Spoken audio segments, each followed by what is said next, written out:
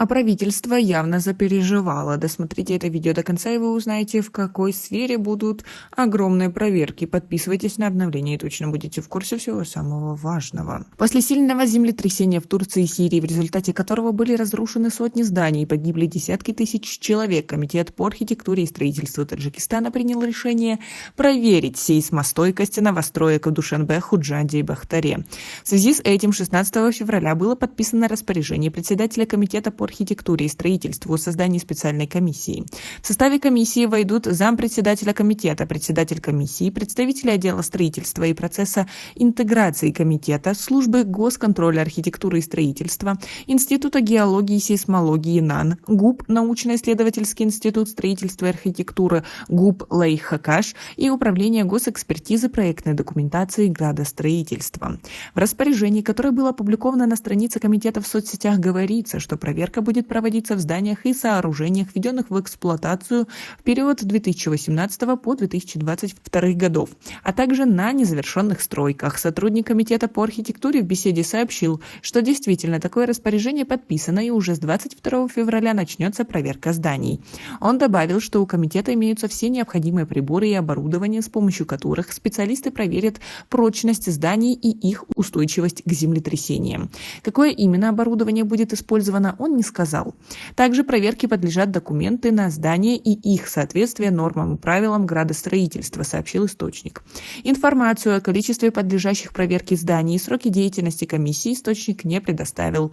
Также он не сказал о том, какое наказание ожидает должностных лиц строительной компании в случае обнаружения недостатков и что будет с этими зданиями. Результат проверки будет представлен председателю Комитета по архитектуре и строительству до 10 марта 2023 года, сказано в документе. В рабочие группы, которые созданы в Худжанде и Бахтаре, для проверки зданий привлечены специалисты Комитета службы госконтроля архитектуры и строительства и ГУП Лайхакаш. Как вы относитесь к тому, что наше правительство спохватилось и будет проверять? И как вы думаете, как много зданий придется им все-таки что-то с ними делать? О проверке столичных зданий на сейсмостойкость указ подписал и мэр Душанбе. Для этого будет создана рабочая группа. Напомним, что ранее председатель комитета Низом Мирзазада на конференции 8 февраля сказал, что здания в Душанбе устойчивы к землетрясениям силой 8,5 и 9 баллов. Он привел в пример землетрясение в 6 баллов, которое произошло в Душанбе в 2015 году, которое не нанесло серьезного ущерба многоэтажкам столицы. Большинство зданий, которые строятся в Душанбе, являются монолитными, каркасная часть которых выполнена из железобетона, а нижняя – из колонн, сваи, что позволяет зданиям выдержать сильное землетрясение, говорил Мирзазада. Глава комитета также сообщил, что из-за трагедии в Турции и Сирии в Таджикистане решили создать отдел экспертизы свай при департаменте экспертизы комитета. Главной их задачей является проверка свай. Только после проверки на устойчивость к землетрясениям и соответствии стандартов мы будем давать разрешение на строительство, сказал Мирзазада. Еще в 2017 году Нижняя палата парламента Таджикистана одобрила законопроект о сейсмической безопасности, согласно которому в стране строящиеся здания, а также стройматериалы должны подвергаться обязательной экспертизе на сейсмостойкость. Он также предусматривает порядок проведения постоянного мониторинга сейсмоопасных зон страны. Порядок проведения экспертизы строящихся объектов и стройматериалов определяет, согласно этому закону, правительство Таджикистана. В этом же 2017 году на пресс-конференции тогдашний председатель Комитета по архитектуре и строительству Таджикистана Джамшед Ахмадзада сообщил, что еще в 2015 году комитет обратился с письмом к председателю города Душанбе с просьбой прекратить в столице точечные застройки. Администрация Душанбе, по его словам, приняла данное предложение, и в течение года не было выдано ни одного решения по точечной застройке.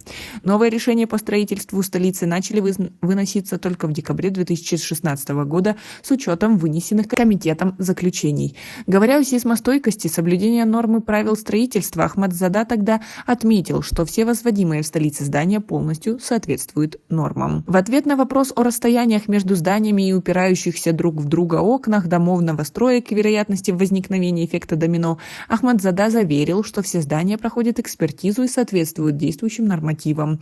Ранее строители руководствовались старыми советскими нормативами. В Таджикистане приняты свои нормативы, согласно которым расстояние между домами немного сокращено. После декабрьского землетрясения 2015 года специалисты Комитета по архитектуре обследованы все новые и недавно сданные в эксплуатацию высотные здания, и ни в одном из них на основных несущих стенах не было обнаружено повреждений, говорил экс-глава комитета. Но, несмотря на это, в столице продолжали строить высотные дома с нарушениями всех правил. Например, всем известные новостройки Бега Сабура, строительная компания которого только в 2021 году была внесена в черный список. И эти дома-муравейники все так и стоят в Махале Заравшон. Как вы относитесь к такой ситуации? А у нас пока на этом все. Оцените наше видео подпиской и лайком. До скорой встречи.